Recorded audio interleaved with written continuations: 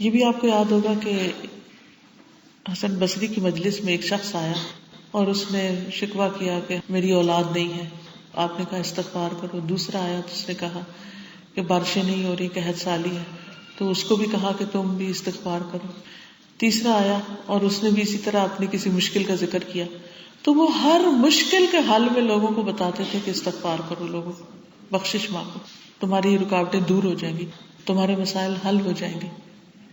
لیکن جب ہم پہ کوئی مشکل آتی ہے تو ہم یہ بھول جاتے ہیں کہ اب ہم نے اللہ کی طرف رجوع کرنا ہے اور اپنی غلطیوں کو دیکھنا ہے. ہم فوراً دوسروں میں کیڑے نکالنے لگتے ہیں. جب ہم دوسروں کی غلطیاں دیکھتے رہتے ہیں تو پھر ان کو ذکر بھی شروع کر دیتے ہیں. جب ان کا ذکر کرتے ہیں تو اور گناہ اکٹھے کر لیتے ہیں اور مسئلہ کہیں حل ہونے کو نہیں آتا. تو اس لیے بہت ضروری ہے کہ انسان اگر چاہتا ہے کہ اس کے مسائل حل ہو جائیں تو اسے چاہیے کہ اللہ تعالیٰ سے معافی مانگے، اپنی زبان میں بھی مانگے. جیسے اس بندے نے کہا یا اللہ تو ہے اور میں ہوں، تو مجھے معاف کر دے. کتنے سمپل الفاظ ہیں. اور پھر فوری استغفار کرنا چاہیے. رسول اللہ صلی اللہ علیہ وسلم نے فرمایا بائیں طرف والا فرشتہ جو گناہ لکھتا ہے 6 گھڑیاں مسلمان گناہگار بندے سے اپنا قلم اٹھائے رکھتا ہے. یعنی غلطی ہوئی نہیں لکھتا، ویٹ کرتا ہے. اور جب وہ کوئی گناہ کرتا ہے اگر وہ شرمندہ ہو اور گناہ سے استغفار کر لے تو قلم رکھ دیتا ہے، ورنہ ایک گناہ لکھ دیتا ہے. ایک غلطی کا ایک گناہ لکھتا ہے. اور ایک نیکی لکھنے والا ایک نیکی کے 10 نیکیاں لکھی جاتی ہیں، 10 گناہ اس کا اجر لکھا جاتا ہے. کچھ نیکیوں کا 700 گنا، کچھ کا 1500 اور کچھ کا لاکھوں میں لکھا جاتا ہے. ڈپینڈ کرتا ہے کہ کس نے کس جذبے اور کس شوق کے ساتھ کون سی نیکی کی. پھر بھی قیامت کے دن اگر کسی کی برائیاں ہی بھاری ہوں تو پھر اس کے سوا اور کون قصوروار ہوگا، وہ خود ہی غلط کار ہے. چلیے اس پریکٹس کو ادھر ہی کرتے ہیں. میں چند لمحے آپ کو دیتی ہوں. کوئی بھی اپنی ایسی غلطی جو آج ہوئی یا کل ہوئی تازی اس کو سوچیے اور دل سے اللہ سے معافی مانگی تاکہ دل ہلکا ہو. غلطی کو یاد کرنا ضروری ہے. ایک ہم کہتے ہیں استغفر اللہ استغفر اللہ استغفر اللہ، یہ نہیں پتا ہوتا کس چیز پر استغفر اللہ کر رہے ہیں. اب ان غلطیوں میں کیا ہو سکتا ہے؟ مثلاً آپ نے اپنے ہی بچے کو ناحق باتیں کی، اپنے بچے کو، کیونکہ بعض اوقات ہم کہتے ہیں تمہارے بچے ان سے جو مرضی کر لو.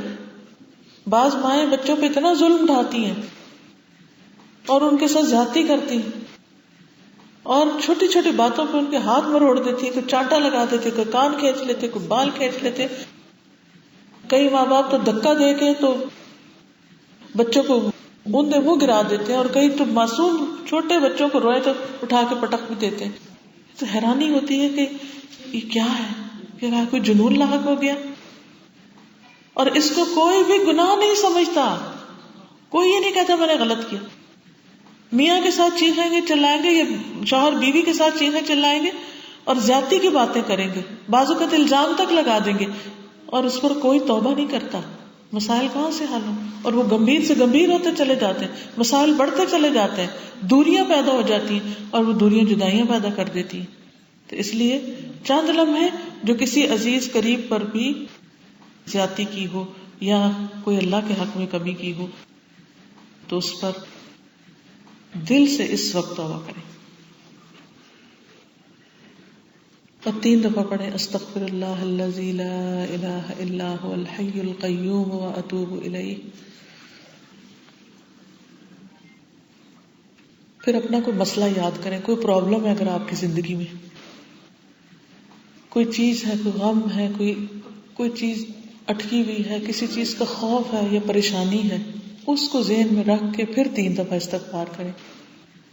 کیونکہ اللہ کا وعدہ ہے فَقُلْتُ اسْتَغْفِرُوا رَبَّكُمْ إِنَّهُ كَانَ غَفَّارًا يُرْسِلِ السَّمَاءَ عَلَيْكُمْ مِدْرَارًا وَيُمْدِدْكُمْ بِأَمْوَالٍ وَبَنِينَ وَيَجْعَلْ لَكُمْ أَنْهَارًا. کہ میں نے کہا اپنی قوم سے کہ استغفار کرو، بے شک تمہارا رب بڑا ہی بخشنے والا ہے، آسمان سے بارش برسائے گا، تمہیں مال اور بیٹوں سے نوازے گا، تمہارے لیے باغات اور نہریں بنا دے گا. دنیا کی بھی ساری نعمتیں استغفار کے بعد ملتی. کوئی چیز، رزق میں رکاوٹ ہے، شادی میں رکاوٹ ہے، تعلقات کی خرابی ہے، کوئی جادو کا شبہ ہے، کوئی نظر ہے، حسد ہے، کوئی بیماری ہے، کوئی چیز آپ کے ذہن میں ایسی ہے جو آپ کو پریشانی لاحق ہے، کیونکہ ذکر کی مجلسوں کو فرشتے گھیرے ہوئے ہوتے ہیں، اللہ کی رحمت برس رہی ہوتی ہے، کیونکہ ہم ایک نیک کام اور ایک عبادت کی حالت میں ہوتے ہیں. اس لیے اس پریشانی کو سوچ کے اب استغفار کریں. یہ میں نے اس لیے پریکٹس کروائی کہ جب کبھی دل گھبرانے لگے، جب کبھی پریشانی چھانے لگے، تو فوراً اسی طرح بیٹھ کے دیر نہ لگائیں، اسی وقت دیر اینڈ دین، گاڑی میں، گھر میں ہیں، کچن میں ہیں، بیڈ پہ ہیں، بچے کو اٹھا رہے ہیں، دودھ پلا رہے ہیں، کچھ کر رہے ہیں، اسی وقت شروع کر دیں. آپ دیکھیں گے آپ کا دل ہلکا ہونے لگ جائے گا، اللہ کی رحمت آنے لگ جائے گی. قرآن مجید میں اللہ تعالیٰ فرماتے ہیں وَمَن يَعْمَلْ سُوءًا أَوْ يَظْلِمْ نَفْسَهُ ثُمَّ يَسْتَغْفِرِ اللَّهَ يَجِدِ اللَّهَ غَفُورًا رَحِيمًا. جو شخص کوئی برا کام کر بیٹھے یا اپنے آپ پر ظلم کر لے پھر اللہ سے بخشش مانگے تو اللہ تعالیٰ کو ضرور بخشش کرنے والا مہربان پائے گا.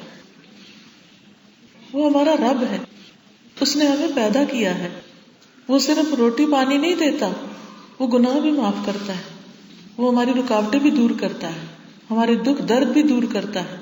اس لیے اس سے مانگنے میں دیر نہیں لگی. اور پھر وہ توبہ کرنے والوں سے محبت کرتا ہے. ان اللہ یحب التوابین. اگر ہم چاہتے ہیں کہ اللہ تعالیٰ ہم سے محبت کرے تو ہم توبہ کرنی شروع کر دیں تاکہ وہ ہم سے محبت کرے. تو اس طرح اللہ تعالیٰ کی محبت نصیب ہوتی ہے. اسی طرح حسن بصری کا ایک واقعہ ہے کہ انہوں نے بوجھ اٹھانے کے لیے ایک مزدور رکھا. کنسٹرکشن ہوتی ہے تو اینٹیں وغیرہ اٹھانی ہوتی ہیں، ویسے سامان اٹھانے کے لیے. تو وہ شخص سارا رستہ استغفر اللہ الحمدللہ استغفر اللہ الحمدللہ استغفر اللہ الحمدللہ استغفر اللہ یہ پڑھتا رہا. تو حسن بصری نے کہا کہ کیا بات ہے، تم اس کے علاوہ کوئی کلام نہیں پڑھتے؟ یہی پڑھ رہے الحمدللہ استغفر اللہ، یعنی کام بھی کر رہے الحمدللہ استغفر اللہ بھی پڑھ رہا ہے. اس نے کہا کہ میں نے آدھا قرآن یاد کر لیا ہے اور مجھے یہی پتا چلا ہے کہ بندہ دو حالتوں میں سے ایک میں ہوتا ہے. یا تو اللہ کی طرف سے اس پہ کوئی نعمت آ رہی ہوتی ہے تو شکر واجب ہوتا ہے، یا اس کا کوئی گناہ ہوتا ہے تو اس پر استغفار واجب ہوتی ہے. اس لیے میں ہمیشہ یہی بولتا رہتا ہوں الحمدللہ استغفر اللہ الحمدللہ استغفر اللہ. تو حسن بصری نے کہا اے حسن، تجھ سے زیادہ سمجھدار تو یہ بوجھ اٹھانے والا ہے، یہ زیادہ عقل مند ہے. اس نے جو قرآن پڑھا اس میں سے عمل کی بات لے کے شروع کر رکھا. ہمیں بھی کتنے دن میں لمحے آتے ہیں، کتنا وقت ملتا ہے. بعض وقت میں جیسے سڑک سے گزر رہی تھی، آج بھی جیسے ٹریول کیا تو راستے میں لوگ کھڑے ہوتے ہیں تو جو منہ بند کر کے کھڑے ہوتے ہیں مجھے بڑی تکلیف. میں کہتی یا اللہ کو ان کو بتا دے کہ اس وقت اللہ کی تسبیح کرو تو میزان بھر جائے گا. الحمدللہ کہنا میزان بھر دیتا. قیامت کے دن اتنی ذرے برابر نیکی کو ترسیں گے ہم، کاش موقع ملے اور کچھ کر کے آئے اپنے لیے. کیونکہ وہ زندگی ہمیشہ کی زندگی ہے جس کے بعد کوئی زندگی نہیں. وہاں تو رہتے ہی رہنا ہے. وہ گھر کتنا اچھا ہونا چاہیے، وہاں کتنے باغ لگے ہونے چاہیے. اس کے لیے موقع ہے آج ذکر کریں، آج اللہ سے دعا کریں. لیکن آج کا وقت ہم ضائع کر دیتے ہیں. بعض اوقات ہم لوگوں میں ہوتے ہیں تو نہیں کر پاتے ذکر، اور جب ہم اکیلے بھی ہوتے ہیں تو اس وقت بھی ہمیں بھول جاتا ہے. ہم سوچتے رہتے ہیں منہ بند کر کے. نہیں، فوراً اللہ کو یاد کرنا شروع کریں اور استغفار یا الحمدللہ جو بھی چاہیں کریں. پھر اس کے بعد ہے اپنے نفس کے شر اور برے اعمال سے پناہ مانگنا کہ اللہ یہ شادی تو ہو رہی ہے، ہم تیرے شکر گزار بھی ہیں، ہم اب تیری مدد چاہتے ہیں، تو ان سارے کاموں کو درست کر دے. ہم اپنے گناہوں پر بھی شرمندہ ہیں اور آئندہ بھی ہمیں اچھے ہی دن دکھانا. لیکن ہوتا یہ ہے، صرف یہ سمجھتے ہیں کہ شادی کے لیے کپڑے تیار کر لیے جائیں، زیور تیار کر لیا جائے. تیاری کا ہی نام ہوتا، اسی کو تیاری کہتے ہیں. جہیز تیار کر لیا جائے، کمرہ تیار کر لیا جائے، مہمانوں کی لسٹ بنا لی جائے، کھانا اچھا ہو جائے، بس. یہ بھول جاتے ہیں کہ اس کے علاوہ بھی کچھ لوازمات ہیں، کیونکہ یہ سب تو ہو جائے گا، گزر جائے گا، پھر لڑکا لڑکی ان کا آپس میں نباہ کیسے ہوگا. تو خاص طور پر ماؤں کو، بچوں کو بھی اور ماؤں کو میں یہ تلقین کروں گی کہ وہ لازمی طور پر اپنی دعاؤں، اپنی نمازوں میں اور خشوع پیدا کریں، اور خاص نفل پڑھ کے دعائیں کریں کہ یا اللہ تو آنے والے دنوں کو ہمارے لیے خوش قسمتی کا باعث بنا دے،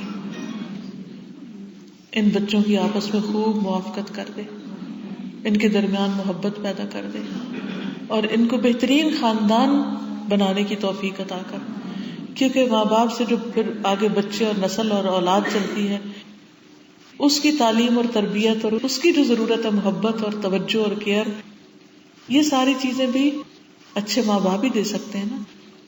اور ماں باپ رول ماڈل ہوتے ہیں. ہم بچوں سے تو چاہتے ہیں ان کی اچھی تربیت ہو، لیکن ہم ان کو اچھا نمونہ نہیں دیتے. ہمارے بچے ہمیں دیکھتے ہیں نا کہ ہم کیا کر رہے ہیں. اکثر مائیں کہتی ہے کوئی تربیت کا اچھا سا ٹپ بتا دیں. میں ہمیشہ یہی کہتی ہوں جو ہم ان سے ایکسپیکٹ کرتے ہیں، جو ہم ان سے چاہتے ہیں وہ انہیں کر کے دکھا دیں، تو وہ خود بخود ہی ہمیں دیکھ کے کرنے لگ جائیں گے، پھر بہت کہنا بھی نہیں پڑے گا. تو اگلا کرنے کا کام اس خطبہ نکاح میں کیا ہے؟ وَنَعُوذُ بِاللَّهِ مِن شُرُورِ أَنفُسِنَا وَمِن سَيِّئَاتِ أَعْمَالِنَا، کہ ہم اپنے آپ کو اپنے نفس کے شر اور برے اعمال کے جو برے نتیجے ہیں ان سے بچا کر اپنے آپ کو اللہ کی پناہ میں دیتے ہیں. کیونکہ گناہ جو ہوتا ہے نا وہ بیج کی طرح ہے، جیسے کانٹے ہیں.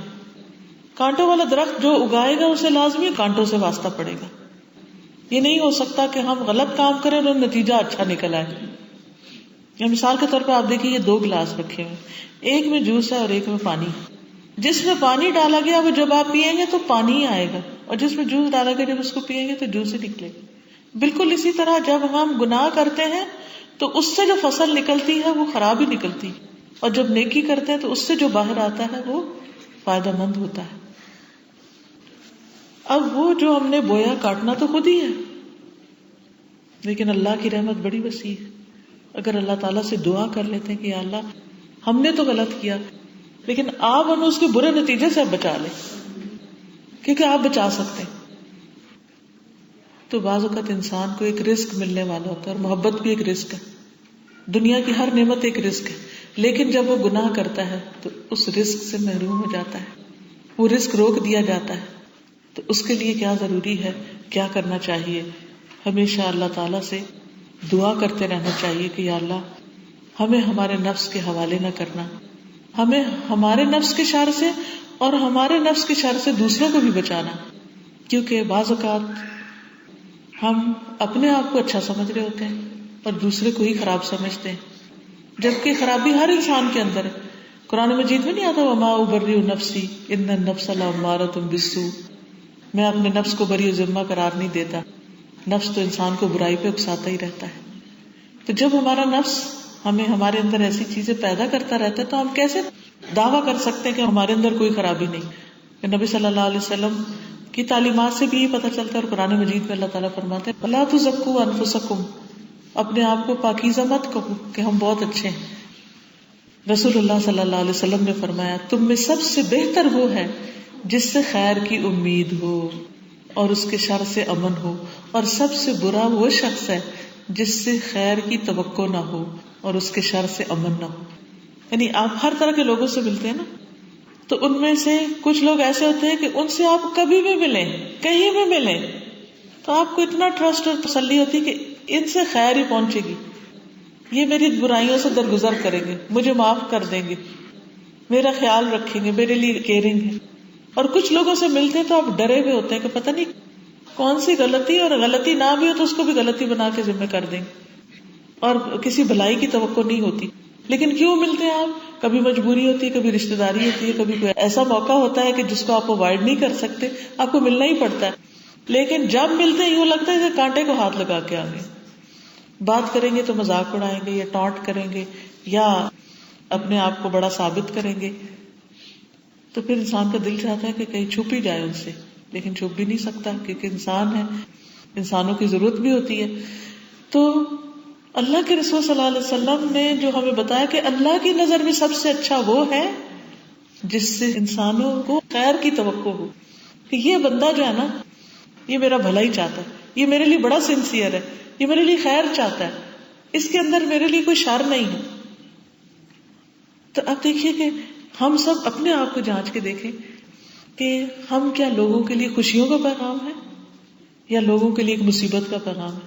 جیسے ایک حدیث میں آتا نا کہ کچھ لوگ خیر کی کنجیاں ہوتے ہیں اور شر کے تالے ہوتے ہیں، اور کچھ لوگ شر کی کنجیاں ہوتے ہیں اور خیر کے تالے ہوتے ہیں. یعنی وہ جہاں جائیں کچھ لوگ بس وہ وہاں خیر ہی پھوٹے گی اور شر کا دروازہ بند ہوگا، اور کچھ لوگ جہاں جائیں، کسی خاندان میں جائیں، کسی مجلس میں جائیں، شر ہی پھیلا کے آئیں گے اور وہاں سے خیر برکت اٹھ ہی جائے گی. اب ہمیں سوچنا چاہیے کہ ہم کیا ہیں، ہم کیا ہیں. ایک اور حدیث سے پتہ چلتا ہے کہ اپنے شر سے دوسروں کو بچانا بھی صدقہ ہے. ابو ذر رضی اللہ عنہ فرماتے ہیں میں نے عرض کیا اے اللہ کے رسول صلی اللہ علیہ وسلم اعمال میں کون سا عمل سب سے افضل ہے؟ آپ نے فرمایا اللہ پر ایمان اور اس کے راستے میں جہاد. میں نے عرض کیا کون سا غلام آزاد کرنا سب سے افضل ہے؟ فرمایا جو اس کے مالک کے نزدیک سب سے اچھا اور قیمتی ہو. میں نے عرض کیا اگر میں ایسا نہ کر سکوں، یہ سب کام میں بڑے بڑے نہ کر سکوں، تو آپ نے فرمایا کسی کے کام میں اس سے مدد کر دو، یعنی اس کو فیسیلیٹیٹ کر دو، یا کسی بے ہنر آدمی کی مدد کر دو، یعنی اس کو کوئی اسکل سکھا دو کہ وہ اپنے کمانے کے قابل ہو جائے. میں نے عرض کیا اگر اس میں سے بھی کچھ نہ کر سکوں پھر میں کیا کروں؟ تو آپ نے فرمایا اپنے شر سے دوسروں کو محفوظ رکھو، کسی کو تکلیف نہ دو. یعنی اگر تم کسی کے کام کے نہیں ہو، کسی کو کوئی فائدہ نہیں پہنچا سکتے، تو پھر کم سے کم تکلیف تو نہ دو. تو ہر انسان کی جو ویلیو ہے نا، جو قیمت ہے، وہ اس میں ہے کہ وہ دوسروں کے لیے کتنے بھلے کا، کتنے فائدے کا ہے. اور کسی انسان کے لیے سب سے ذلت کی جگہ یہ ہے کہ وہ دوسروں کی نگاہوں میں کتنا ذلیل ہے اور کس قدر تکلیف دینے والا انسان ہے. تو اس لیے ہمیں اس چیز کا شادی کے بعد بھی، شوہر بیوی کی حیثیت سے بھی، اور ساس بہو کی حیثیت سے بھی، خاندان کے افراد کی حیثیت سے بھی یہ ضرور خیال رکھنا چاہیے کہ ایسی بات نہ کریں، ایسا طریقہ اختیار نہ کریں، حتیٰ کہ ایسا لہجہ اختیار نہ کریں کہ جو دوسروں کے لیے اذیت کا باعث ہو. کیونکہ جو برے اعمال ہیں ان کے آثار بھی برے ہوتے ہیں. یعنی اگر آپ وہ کہتے ہیں نا راکھ، اگر آپ راکھ پھینک رہے ہیں تو ہر چیز کے اوپر راکھ ہی نظر آئے گی. آندھی چلے گی تو آندھی ہی ہوگی، مٹی پھیلے گی ہر طرف، ہر چیز کے اوپر. کیونکہ اللہ تعالیٰ فرماتے ہیں ظہر الفساد فی البر والبحر بما کسبت ایدی الناس. سمندر اور خشکی میں فساد پھیل گیا اس وجہ سے جو لوگوں کے اپنے ہاتھوں کی کمائی ہے، لوگوں نے خود پھیلایا. یہ جتنی بھی پولوشن اور انوائرمنٹ کے مسئلے اور گلوبل وارمنگ اور یہ ساری چیزیں، جتنے بھی پرابلمز ہیں، یہ انسانوں کے خود ساختہ ہے. تو گھر کے اندر فساد ہو یا گھر کے باہر ہو یا پوری دنیا میں ہو، اللہ سبحانہ وتعالیٰ میں یہ بتا رہے ہیں کہ یہ تمہارے اپنے ہاتھوں کا قصور ہے، تمہاری اپنی غلطیاں جو تمہارے سامنے آ رہی. اب ہم تو ہیں ہی غلط کار، تو دعا یہ کرنی چاہیے کہ اللہ ہمیں ہماری غلطی کے اثر سے بچا لے. پھر اسی طرح اللہ تعالیٰ یہ بھی فرماتے ہیں وَمَا أَصَابَكُم مِّن مُّصِيبَةٍ فَبِمَا كَسَبَتْ أَيْدِيكُمْ وَيَعْفُو عَن كَثِيرٍ. اور جو بھی تمہیں کوئی مصیبت پہنچی اس کی وجہ یہ ہے جو تمہارے ہاتھوں نے کمایا، اور وہ بہت سی چیزوں سے درگزر کر جاتا ہے. یعنی تمہاری غلطیوں کو معاف کر دیتا ہے، ورنہ اگر ہر غلطی پہ اللہ تعالیٰ لوگوں کو پکڑنا شروع کرے تو زمین پہ کوئی جاندار زندہ ہی نہ رہے، کوئی رہ ہی نہیں سکتا، کیونکہ ہر کوئی غلطی کرتا ہے، پھر کوئی بچ ہی نہیں سکتا. اور پھر یہ بھی ہے کہ ہمیں اس لیے بھی اپنے آپ کو ساتھ ساتھ معافی مانگتے چلے جانا چاہیے، اور برائی کرنے کے بعد اچھائی کر لینی چاہیے، اور دوسروں کو بھی معاف کر دینا چاہیے تاکہ اللہ تعالیٰ ہمیں معاف کرے.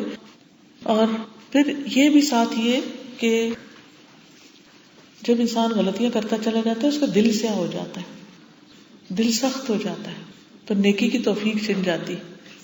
اس لیے بھی گناہوں سے بچنا چاہیے کہ دل کالا ہوتا ہے. انسان کے وہ غم اور تکلیف کے آثار جو ہیں پھر اس کے سارے چہرے پہ اور ہر چیز پر آنے لگتے ہیں، اس کا سکون لٹ جاتا ہے. تو غلطی ہو تو معافی مانگ لی جائے، اصرار نہ کیا جائے، جسٹیفیکیشن نہ دی جائے، عذر نہ تراشے جائیں. خصوصاً خاندانی تعلقات میں میاں بیوی کے جھگڑوں میں ہر ایک دوسرے کو بلیم کر رہا تھا، اپنی غلطی کوئی نہیں مانتا. جب کوئی غلطی نہیں مانتا تو اصلاح نہیں ہوتی، اور پھر اللہ تعالیٰ کی طرف سے بھی رحمت نہیں آتی. کیونکہ اللہ تعالیٰ قرآن مجید میں جھگڑوں کا علاج کیا بتاتے ہیں؟ ان یریدا اصلاحا یوفق اللہ بینہما. اگر وہ اصلاح چاہیں گے تو اللہ تعالیٰ ان کے درمیان موافقت پیدا کر دے گا، اللہ تعالیٰ گھر بسا دے گا، اللہ تعالیٰ اچھے اسباب مہیا کر دے گا. پھر اگلی بات یہ کی گئی کہ یہد اللہ فلا مضل لہ، جس کو اللہ ہدایت دے اسے کوئی نہیں بھٹکا سکتا. مطلب یہ ہے کہ انسان اپنی کوشش کرنے کے بعد معاملہ اللہ تعالیٰ کے سپرد کر دے، کیونکہ صرف ہماری نصیحتوں سے کسی کو ہدایت نہیں ملتی جب تک اللہ کی طرف سے توفیق نہ ہو. ہسبینڈ ہو، وائف ہو، بہو ہو، کوئی بھی ہو، کسی کو بھی آپ اچھی بات بتا دیں اور اس کے بعد معاملہ اللہ تعالیٰ کے سپرد کر دیں. یعنی ہم یہ جو دعوے کرتے ہیں کہ میں تو اس کو ٹھیک کر کے ہی دم لوں گی، ہم نہیں ٹھیک کر سکتے کسی کو. یا بعض اوقات ماؤں کو یا پیرنٹس کو بلیم کر رہے ہوتے لوگ کہ یہ کیوں نہیں اپنے بچے کو سمجھاتے، یہ کیوں نہیں بچے کو ہدایت دیتے. کون ماں باپ چاہتے ہیں کہ بچہ بگڑا رہے، لیکن بعض اوقات بچے کہاں سنتے، نہیں سنتے، کیونکہ ہدایت اللہ دیتا ہے. تو اس لیے انسان کو صبر کے ساتھ اللہ سے ہدایت مانگتے رہنا چاہیے، کیونکہ وہ صرف اسی کے اختیار میں ہے، کوئی کسی کو ہدایت نہیں دے سکتا. پھر اسی طرح اس میں کلمہ شہادت پڑھا جاتا ہے، شہادتین، اشہد ان لا الہ الا اللہ و اشہد ان محمدًا عبدہ و رسولہ. جو کوئی سچے دل سے اس کا اقرار کرتا ہے اس پر دوزخ کی آگ حرام کر دی جاتی ہے. تو دنیا میں بھی انسان اپنے گناہوں سے آگ بھڑکاتا ہے، طرح طرح کے مسائل کی، مشکلات کی، تو اس وقت بھی غم اور دکھ کا علاج کیا ہے؟ لا الہ الا اللہ پڑھنا. اور آخرت میں بھی جہنم سے بچنے کا نسخہ لا الہ الا اللہ ہے. پھر اس کے بعد 3 آیات پڑھی گئی اور تینوں میں 4 دفعہ تقویٰ کا حکم دیا گیا.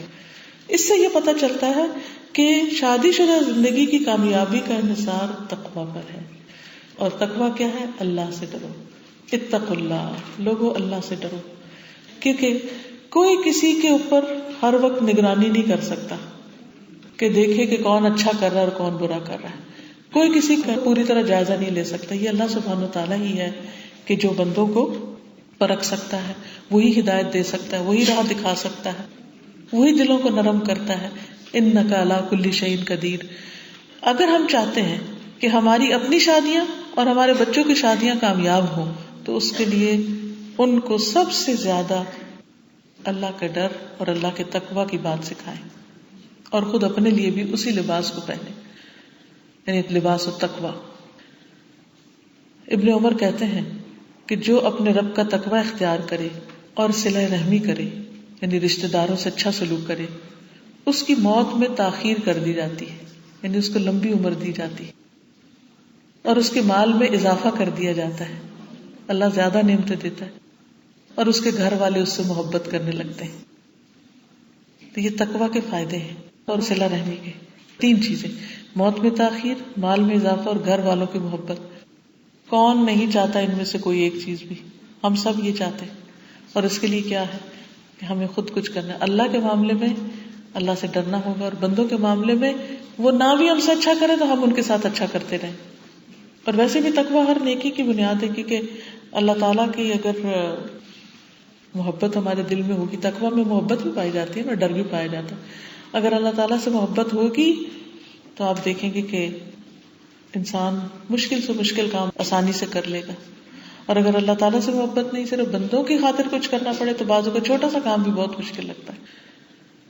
پھر اسی طرح جو تقویٰ ہے بیسیکلی اس کا حکم اتنا زیادہ دیا گیا ہے کہ قرآن مجید کے بالکل آغاز میں اللہ تعالیٰ فرماتے ہیں کہ اس کتاب کی سمجھ بھی ان کو آئے گی جو تقویٰ والے ہیں. ذالک الکتاب لا ریب فیہ ھدی للمتقین.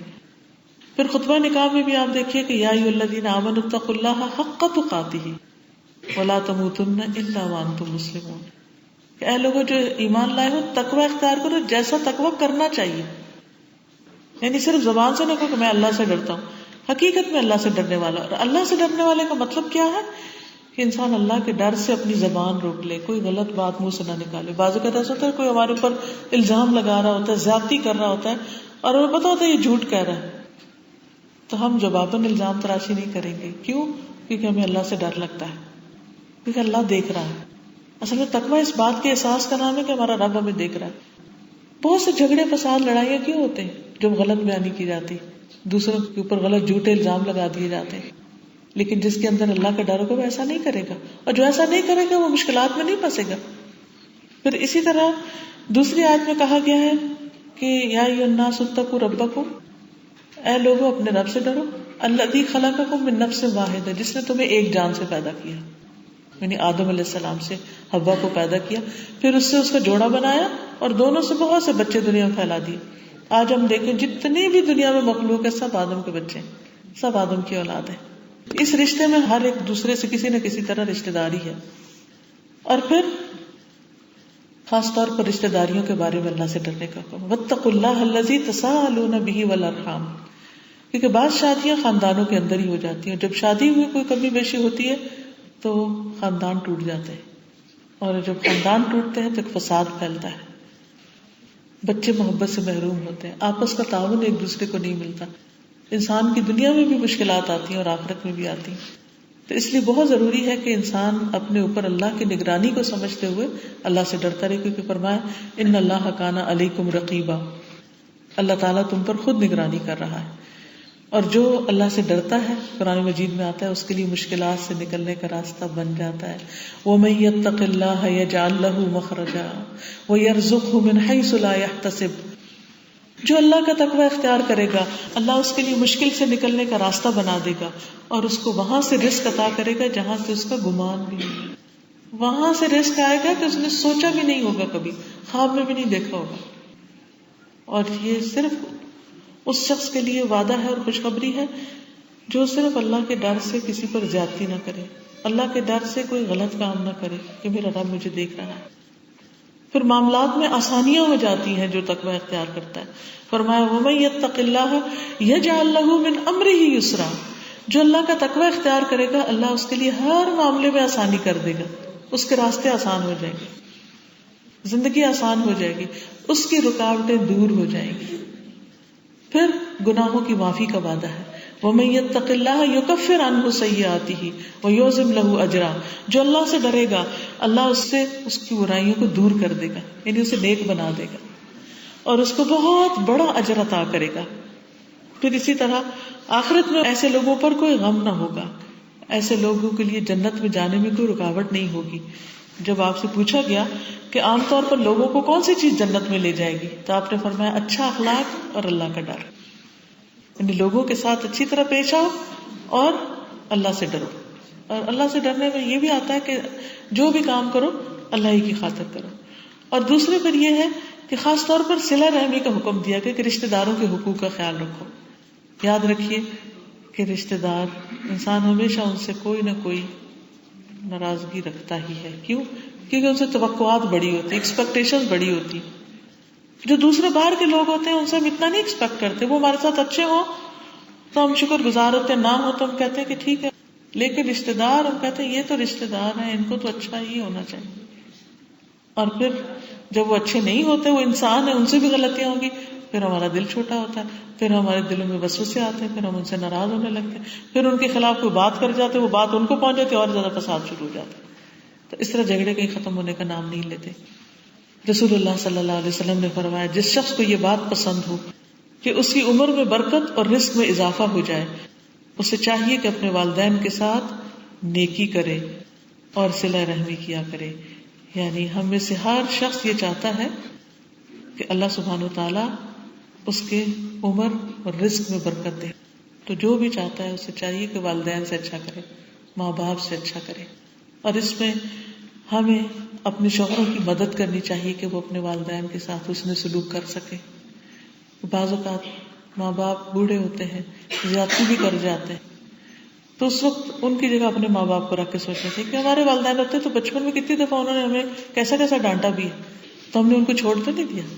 تو اگر ساس یا سسر میں سے کوئی زیادتی کر جاتا ہے تو چھوڑ تو نہیں دیتے، کیونکہ ہم چاہتے ہیں کہ شوہر کی ساری آمدنی ہمارے لیے ہو، اور ہم یہ بھول جاتے ہیں کہ ہو سکتا ہے اس کا اپنے والدین کے ساتھ اچھا کرنا اس کے لیے رحمتوں کا باعث ہو. اس معاملے میں دل کھلا رکھنا چاہیے. اس کا یہ مطلب نہیں کہ شوہر کو یہ حق مل گیا کہ بیوی بچوں کا حق مار کے سب کچھ والدین کو ہی دے دے، یہ بھی زیادتی ہے. لیکن اولاد کو دینے کے ساتھ ساتھ والدین کی ضروریات پوری کرنے میں دل چھوٹا نہیں ہونا چاہیے. پھر اسی طرح جو شخص صلہ رحمی کرتا ہے اس کو دنیا میں جلدی اس کا اجر مل جاتا ہے. حدیث میں آتا ہے جس نیکی کا بہت جلد اجر ملتا ہے وہ صلہ رحمی ہے. یہاں تک کہ کچھ گھرانوں کے لوگ فاجر و فاسق ہوتے ہیں، جب وہ صلہ رحمی کرتے ہیں تو ان کے مال بڑھ جاتے ہیں، ان کے افراد کی کثرت ہو جاتی ہے. پھر اسی طرح نبی صلی اللہ علیہ وسلم نے فرمایا جو شخص صلہ رحمی کے لیے جتنا زیادہ عطیہ دیتا ہے اللہ تعالیٰ اس کے مال میں اتنا ہی اضافہ کر دیتا ہے. یعنی آپ اپنے رشتے داروں کو جو دیں گے اللہ تعالیٰ واپس آپ پر لوٹا دے گا. لیکن جو شخص رشتہ توڑے اللہ سبحانہ و تعالیٰ اس کو دنیا میں بھی سزا دیتے ہیں. اور حدیث میں آتا ہے کہ قاطع رحم جو وہ جنت میں نہیں داخل ہو سکے گا. پھر اسی طرح صلہ رحمی جو ہے اس کا اجر ایمان کے ساتھ ہے. اور آخری آیت کیا ہے؟ ان اللہ کان علیکم رقیبا، بے شک اللہ تم پر نگرانی کر رہا ہے. یعنی جو بھی تم شکر کرو گے، استغفار کرو گے، ذکر کرو گے، لوگوں کے حقوق کا خیال رکھو گے، ان ساری چیزوں میں یاد رکھو تم یہ سب کچھ اللہ کے لیے کرو گے کہ وہ ڈائریکٹ دیکھ رہا ہے کہ میرا بندہ کہاں کیا کر رہا ہے، کہاں ڈنڈی ماری، کہاں اچھا کیا، کہاں نہیں کیا.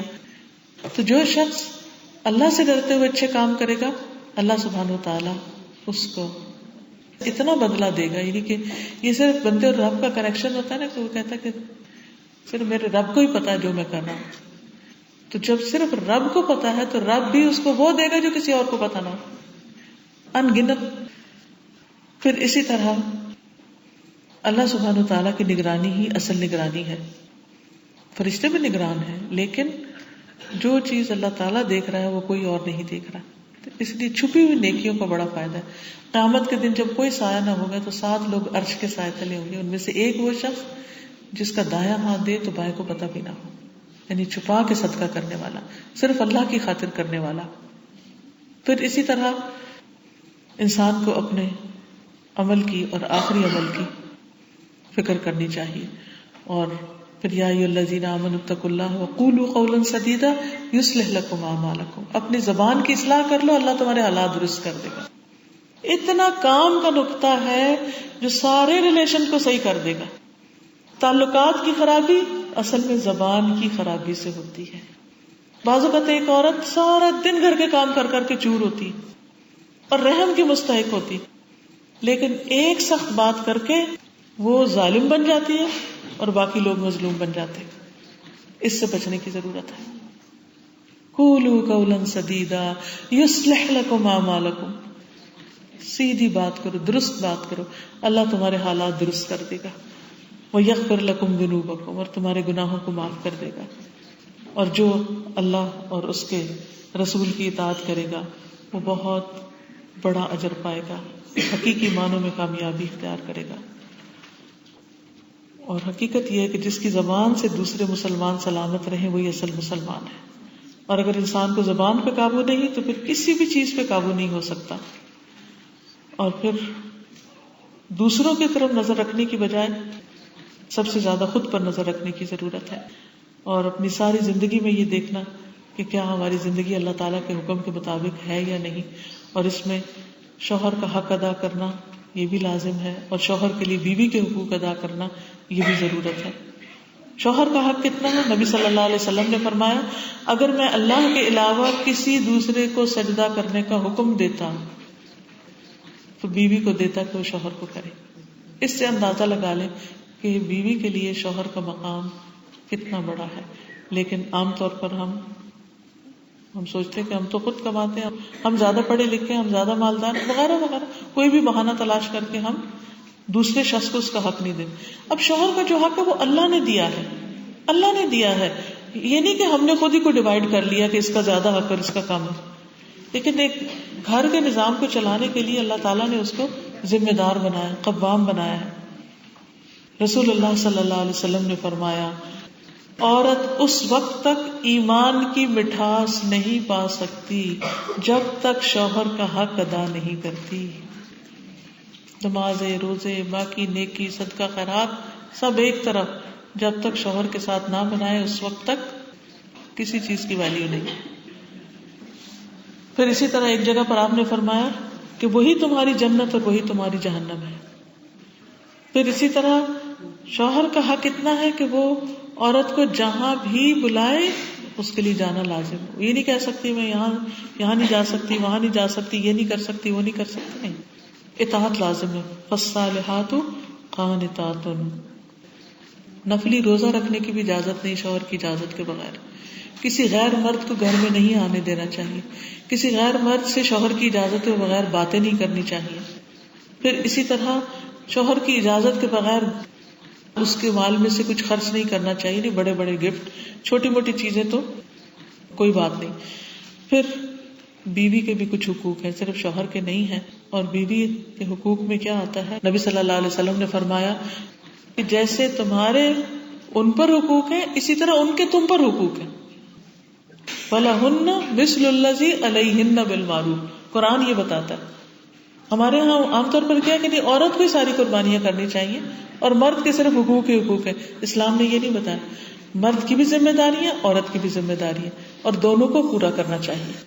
اور قرآن کیا کہتا ہے؟ وَلَهُنَّ، اور ان عورتوں کا حق ہے مِثْلُ الَّذِي عَلَيْهِنَّ، اتنا ہی جتنی ان پہ ذمہ داریاں ہیں. رسول اللہ صلی اللہ علیہ وسلم نے یہ بھی فرمایا، ایک صحابی تھے، وہ دن بھر روزہ رکھتے، رات کو عبادت کرتے اور بیوی کی طرف توجہ نہیں کرتے تھے. تو آپ نے ان کو بلایا اور پہلے تحقیق کی معاملے کی. تو انہوں نے جب اقرار کیا تو آپ نے فرمایا تیرے جسم کا بھی تجھ پر حق ہے، تیری آنکھوں کا بھی تجھ پر حق ہے، تیری بیوی کا بھی تجھ پر حق ہے. یعنی صرف عبادت کافی نہیں، تمہیں اپنی بیوی کے بھی حقوق دینے چاہیے. پھر بیوی کے اوپر خرچ کرنا شوہر کی ذمہ داری ہے. آپ صلی اللہ علیہ وسلم نے فرمایا کہ آدمی کو ہلاک کرنے کے لیے اتنا گناہ ہی کافی ہے کہ جس کا خرچ اس کے ذمہ ہے وہ خرچ ادا نہ کرے. پھر بیوی کو مارنا، ناحق مارنا چاہیے، حرام ہے. پھر اسی طرح بیوی سے اچھے اخلاق سے پیش آنا ضروری ہے. نبی صلی اللہ علیہ وسلم نے فرمایا ایمان کے لحاظ سے کامل مومن وہ ہے جو اخلاق میں سب سے اچھا ہو، اور تم میں سے سب سے بہتر وہ ہے جو اپنی بیوی کے حق میں اچھا ہو. یعنی اصل اخلاق کسی بھی انسان کا کہاں سے پرکھا جائے گا کہ وہ اپنی بیوی کے ساتھ کیسے گفتگو کرتا ہے، کیسے معاملہ کرتا ہے، کیسا رویہ رکھتا ہے، اس کو کتنی عزت دیتا ہے. دیکھیے بیوی کی عزت تو شوہر کے ساتھ ہے، اگر شوہر بیوی کو عزت دے گا تو باقی گھر والے بھی دیں گے. تو جو شوہر اپنی بیوی کو عزت نہیں دے گا باقی گھر والے اس کو کہاں سے پوچھیں گے. تو اس لیے شوہر کی ذمہ داری ہے کہ وہ بیوی کے ساتھ اچھے اخلاق سے پیش آئے. پھر بیوی پہ خرچ کرنے کا اجر، گھر والوں پہ خرچ کرنے کا اجر باقی سب جگہ مال خرچ کرنے سے زیادہ ہے. نبی صلی اللہ علیہ وسلم نے فرمایا 1 دینار تم نے اللہ کے راستے میں دیا، 1 غلام آزاد کرنے میں، 1 تم نے مسکین کو دیا، اور 1 اپنے گھر والوں پہ خرچ کیا. اس میں سے سب سے زیادہ اجر اور ثواب اس پیسے کا جو تم گھر والوں پہ خرچ کرتے. کیوں؟ اس لیے کہ ان پہ خرچ کرنا فرض ہے.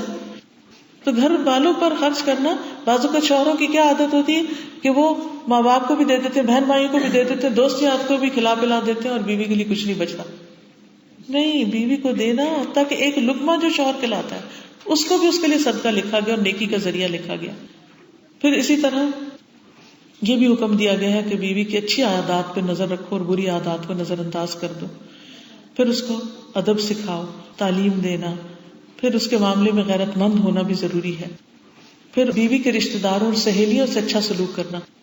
نبی صلی اللہ علیہ وسلم جب گھر میں تشریف لاتے تو حضرت عائشہ گڑیوں سے کھیل رہی ہوتی تھی، ان کے ساتھ ان کی دوستیں بھی ہوتی تھی، تو جو دوڑ جاتی تھی تو پھر آپ ان سب کو بلواتے اور کہتے کہ تم کھیلو. یعنی بیوی کی دلچسپیوں کا خیال رکھنا، کیونکہ وہ ایک انسان ہے، اس کے اپنے کچھ شوق بھی ہو سکتے ہیں، تو ان کے معاملات میں انٹرفیئر نہیں کرنا چاہیے ایز لانگ ایز وہ شریعت کی حدود کے اندر ہے. پھر اسی طرح یہ ہے کہ دونوں کو مل کے اللہ کی فرما برداری کرنی چاہیے اور تقوی کی بنیاد پر گھر کی اٹھان ہونی چاہیے. آپ نے فرمایا اللہ اس شوہر پہ رحم کرے جو تہجد کے وقت اٹھے اور پھر بیوی کو بھی اٹھائے، نہ اٹھے تو پانی کا چینٹا مارے، اینڈ وائس ورسا. بیوی اٹھے تو شوہر کو جگائے، یعنی دونوں ایک دوسرے کو خیر اور بھلائی کی طرف، نیکی کی طرف لے کے بڑھے. دیکھیے جس سے ہمیں پیار ہوتا ہے ہم اسے تکلیف میں نہیں دیکھنا چاہتے. اگر ہمیں واقعی اپنے گھر والوں سے پیار ہے تو پھر ان کی دنیا آخرت دونوں کی بھلائی کی فکر کرنی چاہیے. پھر ایک اور خاص تلقین جو کی گئی کہ میاں بیوی ایک دوسرے کے راز باہر شیئر نہ کریں. بعض تعلقات میں خرابی اس وجہ سے ہو جاتی ہے کہ شوہر بالکل پرائیویٹ باتیں جو بیوی کی تھی وہ جا کے ماں کو ادھر ادھر بتا دیتے. اسی طرح بعض لڑکیوں کی عادت ہوتی ہے وہ سہیلیوں کے ساتھ بالکل پرائیویٹ لائف کی باتیں جو ہے وہ شیئر کرتی ہیں. تو اس چیز سے بھی بچنا چاہیے کیونکہ اس سے بھی بہت سی خرابیاں پیدا ہوتی ہیں. اور پھر یہ ہے کہ دونوں کو مل کر زندگی کے بوجھ اور ذمہ داریاں اٹھانی چاہیے. یہ نہیں کہ شوہر بیوی پہ ساری ڈال دے یا بیوی شوہر پہ ڈال دے، دونوں ہی اس میدان میں اسٹرگل کریں کیونکہ دونوں کے بچے ہیں، دونوں کا گھر ہے، دونوں کا خاندان ہے. تو ایک کمپینین شپ ہونی چاہیے. تو اللہ تعالیٰ سے دعا ہے کہ وہ ہمارے گھروں میں راحت اور سکون پیدا کرے اور بہترین عمل کی توفیق دے. تھوڑی سی دعا کر لیتے ہیں، درود شریف پڑھیں.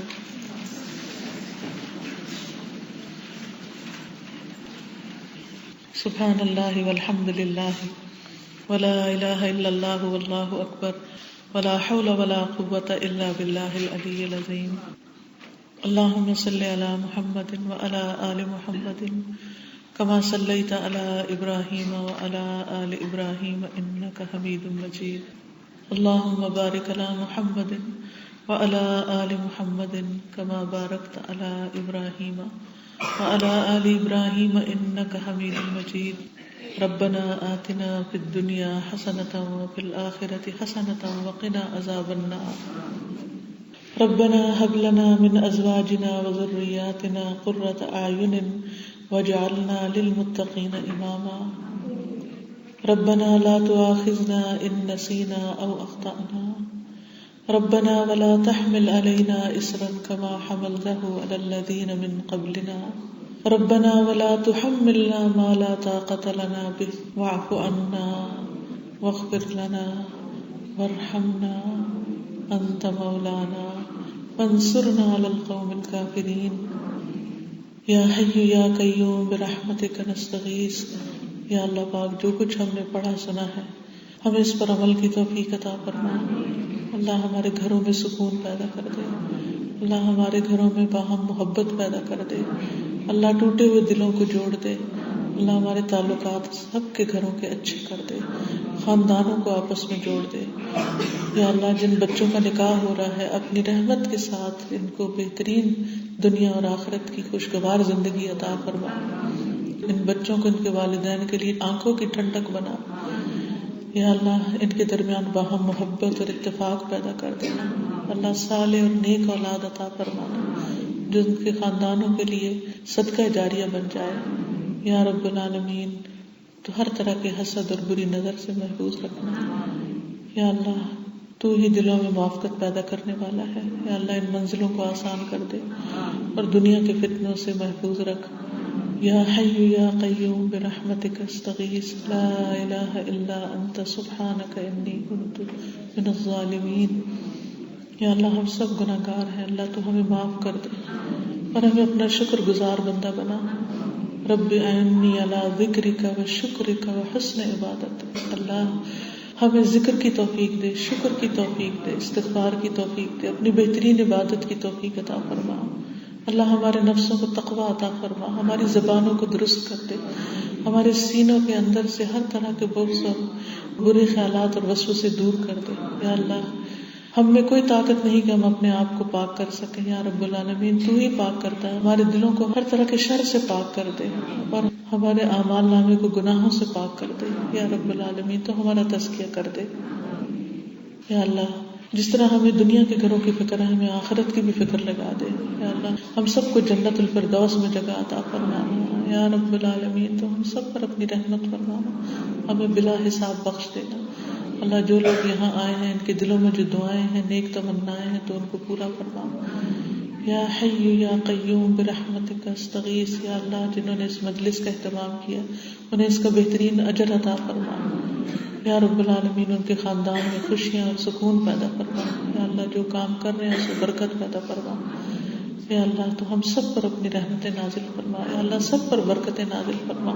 ربنا تقبل منا انک انت السمیع العلیم وتب علینا انک انت التواب الرحیم.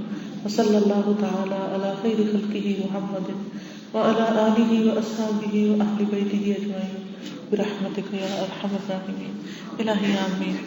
سبحانک اللہم وبحمدک اشہد ان لا الہ الا انت استغفرک واتوب الیک. السلام علیکم ورحمۃ اللہ وبرکاتہ.